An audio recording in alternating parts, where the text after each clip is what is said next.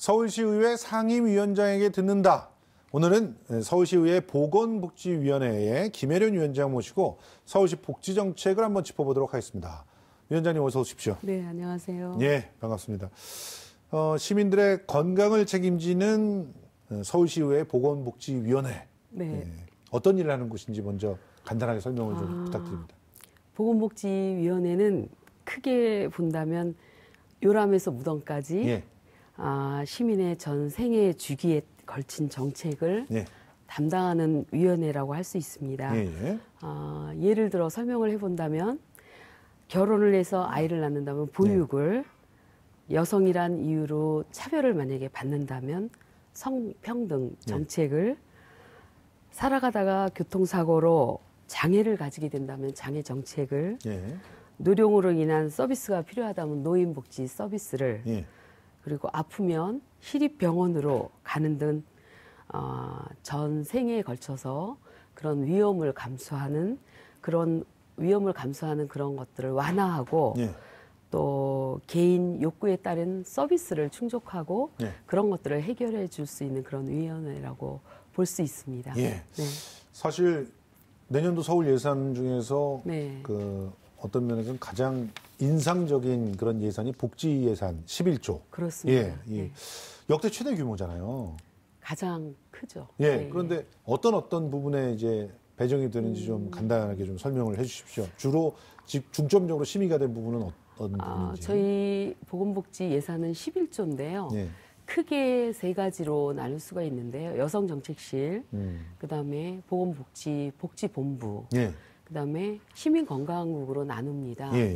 그래서 여성가족정책실 같은 경우에는 진정한 무상보육 실시를 위해서 또 보육에 대한 서비스를 저희가 전액 지원하게 이번에 됐고요.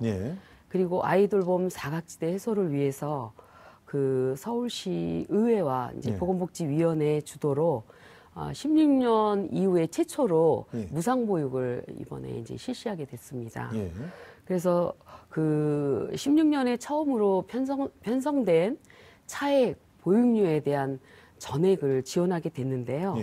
2019년부터는 자치구와 함께 전액 지원을 할 수 있는 예산이 편성되었습니다. 그래서 2013년도에는 정부 주도로 반쪽짜리 무상 보육이 실시되었다고 하면은 이번에는 한 단계 업그레이드 되어 있는 그런 정책을 실시하게 되었고요. 또 그리고 온 마을이 아이들을 키우는 그런 정책이 이번에 시행이 됐는데요. 서울 아이들의 돌봄 사각지대를 해소하기 위해서 키움센터가 이번에 처음으로 온마을 아이 돌봄 그런 그 체계를 구축하는 그런 예산이 투여가 됐습니다. 그래서 우리 동네 키움센터를 확대하고 또 아이 돌봄 서비스 질 향상을 위해서 지역 아동센터의 그 종사자 처우 개선과 또 그리고 키움센터 종사자 처우 개선비를 함께 이번에 또 저희들이 증액하게 되었습니다. 그리고 어르신 장애인 돌봄 서비스를 위한 사회 서비스 원을 내년에 출범하게 됩니다. 그리고 서울시 전체에 이제 나중에는 보급이 되겠지만 5개 구에 424개동의 돌봄 SOS 센터를 이번에 이제 실시하게 되는데요. 이거는 특별히 보건복지본부에서 이번에 복지 분야의 예산을 새로운 복지 수요에 부응하기 위해서 저희가 선도적 사업을 시행하는 서울특별시 사회서비스원 설립하고 또 그리고 돌봄 SOS 센터를 실시하는 돌봄 사업들을 이제 실시하게 되어 있습니다. 그래서 이 사회서비스원에 대한 그 어르신 돌봄 서비스는 새로운 사회의 그 공공 영역에 대한 복지 수요를 충당하는 계기가 될 것으로 보고 있습니다. 그리고 시민건강국도 지금 그 장비라든가 이런 부분에 대한 보완들이 집중적으로 이번 예산으로 이루어지는 것이죠? 그렇죠. 시민건강국은 아무래도 건강 수요를 또 공공의 영역에서 잘 또 할 수 있는 시립병원에 대한 공공의 영역에 서비스가 늘어나는 걸로 지금 예산이 되어 있습니다. 위원장님이 보시는 이 10대 그 서울시 의회 그 보건복지위원회의 핵심 현안은 어떤 게 있죠? 우선은 성평등 의식과 또 그 보육의 내실화, 아이 돌봄 체계 구축을 위한 여성 분야에 예산이 투여되는 것과 동시에 또 미투 운동으로부터 어렵게 시작된 성평등 의식 개선, 또 그리고 상대적으로 열악한 여성실 소관, 시설 종사자 처우 개선, 그리고 보육 내실화와 또 아이 돌봄 체계 구축에 대한 방점을 두고 위원회 운영을 추진할 계획으로 있습니다.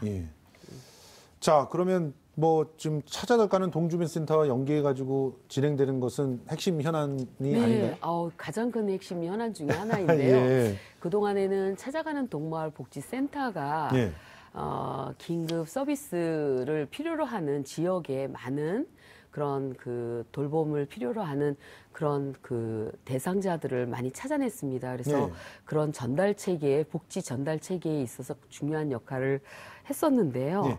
이번에 민간 사회 복지 자원을 뭐 유기적으로 연결하는 그런 촘촘한 지역 복지 안전망 체계를 구축하는 데 있어서 좀 더 공공의 영역을 확보하는 데 있어서 사회서비스원의 그런 설립은 되게 중요한 사안으로 지금 이제 저희가 이번에 사회서비스원을 통해서 서울시 의회도 함께 공역의 영역에서 어떻게 서비스 전달 체계가 긴급하게 투여되는 그런 시민에게 가는 그 안전망에 대한 복지 수요를 충당하는 계기가 될 것으로 지금 보고 있습니다. 지금 사회서비스원이라고 하는 얘기가 계속 나오고 있는데 이 사회서비스원을 직접 그 설립과 운영에 관한 조례를 발의하셨잖아요. 그럼 이게 내년도에 들어서면서 어떤 분야들의 서비스가 그 진행이 되는 거죠?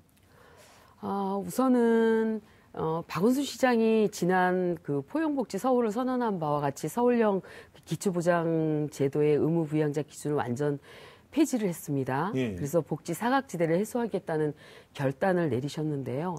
그런 결단을 저희 서울시 의회는 이제 존중을 하고요. 같이 협업해 나갈 그런 계획인데요. 위기 가구 발견을 위한 복지 사각지대의 발굴 시스템을 강화하는 의미에서의 그런 대상자를 확대하거나 또는 의무 부양자 또는 그런 폐지하는 그런 거와 별개로 또 복지 사각지대의 대상을 발굴하는 건 되게 중요한 역할로 되어 있습니다. 그래서 그 사회서비스원에 대한 추진 계획 안에는요. 그런 공공 인프라 확충을 위해서 장기 요양 또는 장애인 분야, 사회 서비스 분야의 신규 시설 또는 위탁 만료 기간 시설들이 있습니다. 그래서 그런 시설들을 직접 운영할 계획이 있는데요. 거점별로 통합 재가센터 같은 설치 운영을 할 계획으로 있습니다. 그래서 통합 재가센터의 경우에는 권역별로 센터를 운영하되 시범사업 운영 후에 단계적으로 25개구의 전 자치구로 운영하는 그런 계획도 같이 갖고 있습니다. 그리고 또 일자리 창출이나 근로자 개선을 위한 종사자를 직접 서울시 사회서비스원 안에서 직접 고용을 하게 됩니다. 그래서 그 공공 일자리를 창출할 계획인데요.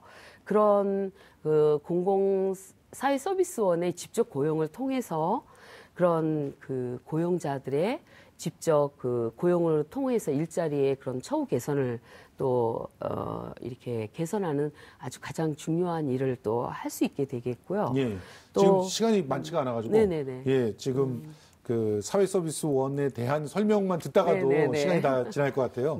이 지금 서울시에서 특히 또 내년도에 중점적으로 들여다보고 있는 사업 중에 하나가 이제 어린이집의 공공성 강화 아닌가 이렇게 생각하는데 이 사실은 국공립 어린이집이 서울에 굉장히 모자른다는 그런 얘기들이 많잖아요. 그렇죠. 실제로 저 같은 경우도 서울에서 살다가 이제 국공립 어린이집에 정말 애를 집어넣지 못했다가 겨우 또 공립 어린이집에 이렇게 애를 집어넣어서 좀 안심하는가 했더니 굉장히 부실하게 관리가 돼서 민원을 계속 넣고 하다가 에잇 그리고 이제 이사를 갔거든요. 근데 이런 부분의 확충에 대한 계획들 어떻게 좀 구체화되는지 좀 알고 싶어요. 서울시는 아무래도 국공립 어린이집을 올해 1,000개의 계획을 세워서 1,000개. 거의 확충 계획이 올해로 마무리되었습니다. 그래서 앞으로는 속도감 있게 국공립 어린이집이 민간 어린이집이나 가정 어린이집까지 확대할 계획으로 내년에는 그 계획되어 있습니다. 좀 더 공공의 영역에서 많은 아이들이 또 서울시의 그런 지원을 받아서 또 더욱 좋은 그런 아이 돌봄으로 갈 수 있게 되었습니다. 근데 사실은 이제 국공립을 단지 늘리는 것뿐만이 아니라 제가 실망했던 부분들은 관리가 안 되더라. 그래서 특히나 안전사고라든가 아동 학대라든가 이런 부분들에 대한 관리가 획기적으로 좀 개선되는 그런 계기가 필요하지 않나 이런 생각인데 이번에 그런 계획이 들어있더라고요. 저희가 사실은 자치구와 함께 어린이집 지도감독을 시행하고 있습니다. 그런데 이 외에도 어린이집 차원에서 자가점검이라든가 부모 모니터링 같은 것을 운영하는 다양한 관리 시스템을 서울시가 잘 관장하고 있기 때문에 좀 더 좋은 그런 보육 서비스가 나올 것이라고 보고 있습니다. 부모들이 직접 모니터링을 하고 그러면은 아무래도 어린이집에서 마음대로 이렇게 전행을 하기는 좀 어려워지겠죠. 네, 그렇습니다. 자, 그리고 이제 전면 무상 보육을 선언을 하셨잖아요. 네네. 그래서 이제 차액 보육료, 이 차액 보육료라는 게 결국 이제 부모님들이 부담하고 있던 그 돈을 말하는 거죠. 네, 그렇습니다. 그거를 전면적으로 이제 서울시에서 책임지겠다. 이게 실현이 실제로 가능한가요? 저희가 차액보육료는 정부 미지원 민간 가정 어린이집에 다니는 누리가정 만 3세에서 5세 아동이 정부 보육료 이외에 추가로 자부담하는 보육료를 의미합니다. 그래서 2013년부터 소득 재산에 관계없이 전 연령층으로 무상 보육이 확대되면서 국공립 어린이집 등 정부 인건비 지원 어린이집을 이용하는 만 3세에서 5세의 아동은 부모 부담 보육료가 없지만 민간 가정 어린이집 이용하는 그 아동들은 차액 보육료를 내야 됐습니다. 그래서 이번에 저희가 이 문제를 해결하기 위해서 16년부터 서울시 의회의 노력과 또 그리고 전국 최초로 또 시작된 차액 보육료 지원이 서울시 의회와 서울시 의회 보건복지위원회 차원에서 마침내 이제 2019년부터는 전액 지원하도록 그렇게 가능하게 했습니다. 더군다나 서울시가 지원해주는 폭을 굉장히 넓혔더라고요. 그래서 지자체의 그 기초자치단체의 부담을 많이 줄여준 것도 성과가 아닌가 생각을 하는데 지금 이 외에도 방과 후 아이들 돌봐줄 그 사람이 없는 것들을 갖다가 지원해주는 돌봄 공백의 해소. 여기에도 서울시가 지원해주는 사업이 있죠? 네, 그렇습니다. 이번에 이제 우리 동네 키움센터라는 것이 생기는데요. 지역 아동센터와 이제 그 차상위 계층의 아이들도 있습니다. 그리고 또 보육을 필요로 하는 부모들이 못 돌보는 그런 틈새 교육으로 키움센터를 저희들이 이번에 만들게 되었는데요. 아마도 보육 서비스의 질 높은 그런 수준의 보육 서비스가 또 다른 차원에서 나올 것이라고 보고 있습니다. 이 외에도 지금 할 얘기들이 굉장히 많은데 시간은 다 됐습니다. 네, 그래서 좀 안타깝지만 마지막으로 짧게 시민들에게 당부하고 싶으신 말씀 좀 부탁드립니다. 이거 시간이 굉장히 짧은데 이럴 줄 몰랐습니다. 지금 이러다 타이틀이 그냥 올라가버릴 수가 있습니다. 그러게요. 저희 지금까지 우리 사회 복지라는 것이 저소득층을 위해서 이렇게 여겨지는 경향이 있었습니다만 복지는 인간의 전 생애에 걸쳐서 이제 같이 지금 사회적인 위험을 분산하고 또 이걸 필요로 하는 사람들을 위해서 만들어진 거잖아요. 이번에 특별히 사회서비스원이나 돌봄 SOS 센터 그리고 유급병가에 대한 부분 그리고 이제 키움센터 같은 경우에는 그런 복지 사각지대가 아닌 다른 또 대상을 위한 그런 복지 여기서 모든 시민이 원하는 그런 복지들을 또 찾아가는 동마을 복지센터를 통해서도 또 같이 이루어질 수 있는 좋은 계기가 될 것 같습니다. 알겠습니다. 지금까지 서울시의회 보건복지위원회 김혜련 위원장과 함께했습니다. 고맙습니다. 네, 고맙습니다.